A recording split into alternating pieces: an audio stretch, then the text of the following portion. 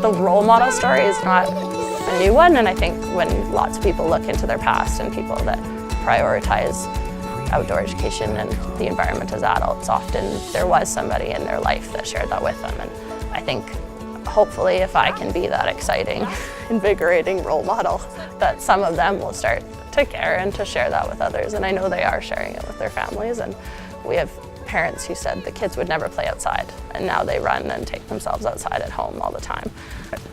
I'd like to expose them to the idea that learning's all around us, and that learning can be happening anytime we're walking down the street or in the woods. Taking a student on a hike, taking a student outside, not only does it just open their lungs to this fresh air instead of bottled air from inside a classroom, but it gets their blood flowing, it gets them out there, it gets them physical. And so physical literacy and outdoor learning is ever present. Is what we want to get our students outside.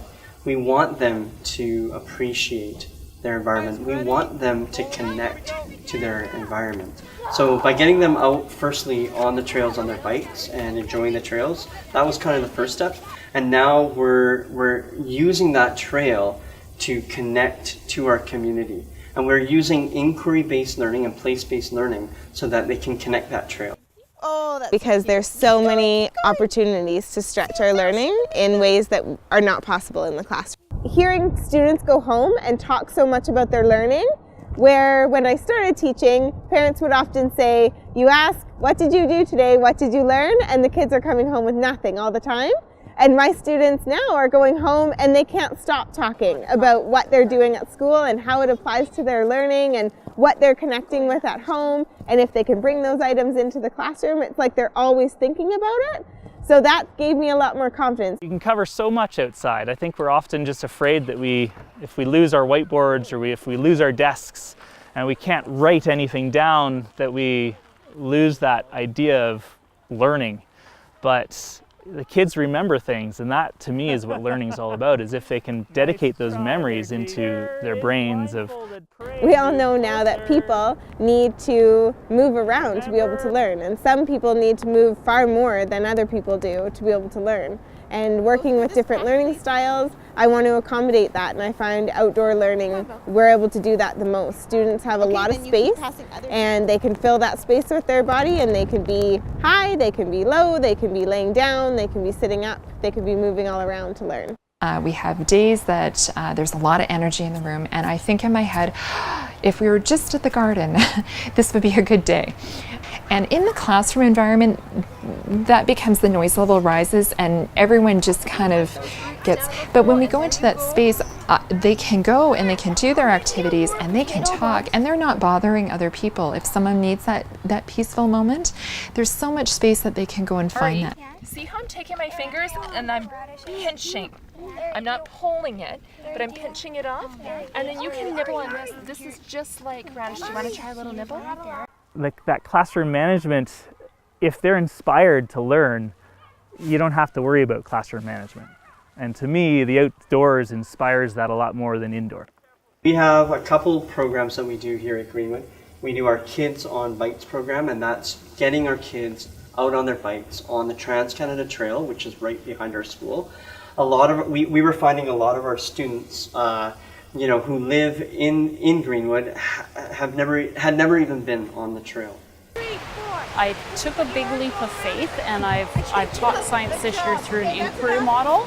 So instead of me planning on what we were teaching, I let the kids take the lead. So we would come out on our Wednesday afternoons for science time, and they would come out with their sit stools, and they would come out with their field note, and they would first develop questions about what they wondered. They would sit there and observe and wonder and write those questions down. And we would spend about an hour out here just doing that, and we'd meet in a circle at the beginning and we'd meet at a circle in the end, sharing some of those questions. While we were outside today, we tried a new activity, and I try to do that a few times a week when we go outside, just to introduce something new. So we had collected items from nature previously, and so we use those items to connect with our senses. So we've been learning a lot about the 5 senses. So we were touching and feeling these items, and then put them behind our back to pass around the circle. And so that was really neat. And when we were outside today, we also did a snowball creating challenge. And so this activity came from a new resource I just purchased that's called Outdoor Math. And so the idea is within 1 minute, how many snowballs can you make? So very easy activity, no materials needed aside from a timer and snow. And when we go outside, we often start with having a mindful moment. And my students this year really connected to the idea of this mindful moment, and they termed it the magical moment. So when we go outside, we have a magical moment. And so the students find a place anywhere in the field or anywhere in the space that we are in, and they can lay down, they can sit up, but the idea is that they're quiet, their body is quiet and their mind is quiet, and they can think, they can listen to the sounds around them, they can just be still, they can practice breathing. And I find that's really helped them to calm down and to focus their attention on what they want to do when they're outside. And they have picked up on some of the most magical sounds that are happening outside, and they've been able to connect those ideas into their play every day. And we often come back to the idea of the magical moment at the end of our play. They'll come back for a gratitude circle, and so we'll share about something that we felt grateful for when we were outside. Naomi and Jack, I'm trying to count. Can you buddy up so I can count you, please? There are lots of tricks for keeping kids together. The buddy system's really helpful when we use it.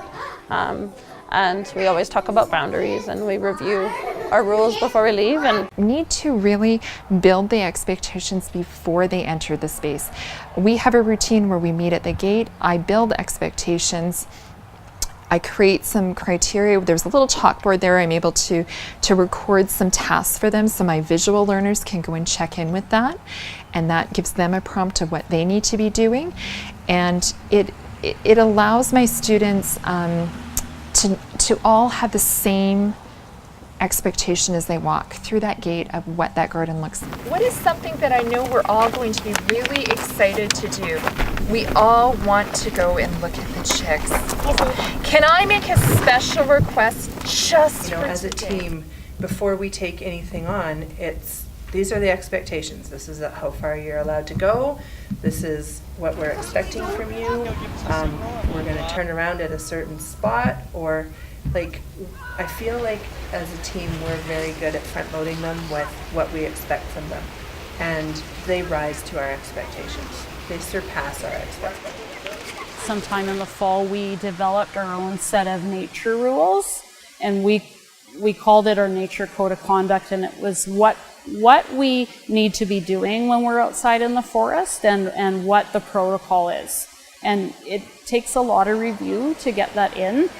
And the more comfortable you get, I think that you will let them go further away from you. Once you have the basic rules at the beginning of the year, you do have to establish those rules, and we do a lot of practice about coming back to a whistle, especially because we have lots of animals in the area. But for safety, they learn those safety skills right away, and then they have a lot of free range, and they know that they don't have to be watched for every single movement. And the idea was to have supplies to support their learning when we're outdoors. So these supplies are sort of intended to build on their learning and support their play and their exploration. Good. So inside, they each have a backpack, and I have them numbered for each student. We have this, a shovel, we have a skipping rope. Yep, we have a skipping rope. We have a bag with a glove and a bandage. And other. And we have a magnifying glass. Yeah. We have a sit pad. Yeah, that's our sit pad. We have like this box where we could like put stuff in. Yeah, we have and a clipboard. Yeah, and a clipboard. We have a pencil case. Yeah, with some crayons. Yeah, some crayons. I don't know what this is for. Well, it's something. And we have a lot. Usually I bring out clipboards and something to write on, and usually I bring definitely something to take pictures with, because a lot of it is I'm taking photo evidence, and when we get back to class to do our research day, then we have that picture. That I carry water with me, I carry snacks with me, I build plans with kids around their attire, making sure that they come prepared. I help work with parents around that so they really are educated and understand that that conditions can change and that kids need to come to school prepared. Really, my first venture outside this year in the snow, I had kids who didn't have boots on, and so we are constantly making sure that you have enough clothing for your students to wear. I bring extra gloves. So it requires a little bit more setup for sure to get them ready to be outdoors. But once they're outdoors, if you structure your day right with a few fun activities to get their blood flowing, they don't get cold, and you teach them those lessons about how to layer, then they're so good once they're out there. We're gonna walk back. At the top of the hill, I'll have the box ready, so I'll keep your core samples safe. Encourage anyone who's considering taking their classes outside more often to get out there and watch their students thrive in the outdoors. Don't be afraid. There are so many lessons we can do and so many cross-curriculum connections we can make, especially with the new curriculum and inquiry. That inquiry piece in our curriculum allows us to really take hold of anything that's outside and allow our students to explore it. I was so excited when I first saw the redesigned curriculum because everything about it, if you looked at it with the lens of our classroom is outside, how does this fit with the curriculum, this new curriculum, it fits so perfectly. Every outcome could be accomplished outdoors. And in a lot of ways, it was much easier to do outside than it was to plan for inside. So it creates opportunity for learning to be more interest-based. So when we're outside and they show a certain interest in sound, in the new curriculum, I feel more able to pursue an interest that is authentic to them than I would have in the old curriculum because the content objectives were so specific. And I feel this year that I'm reflecting the curriculum in the skills and processes that we're working towards. Through an inquiry that is completely interest-led and authentic to the students. It's just like life, is that we can have our agenda of what we want, but when all of a sudden this bluebird comes by, which is a rare species, I mean, hello, forget that. If that's, all of a sudden, that's the thing that's important at the moment. A learning moment. And that's life. And flexibility is so important when you're outdoors. Teaching flexibility. I find the way that I prepare for inquiry learning has been sort of stepping back from my desire to pre-plan everything and have an idea about everything that's going to happen and letting things just happen. So I will come into any lesson with 5 or 6 or 7 ideas of my own, but I'll always be listening for student ideas that build on those ideas or take it in a completely different direction. I think the vital thing every teacher needs in their backpack is a willingness to just be open and see where those questions are going to lead them. You know, we talked a lot about what a question was, and a lot of times children at this age level, they make connections.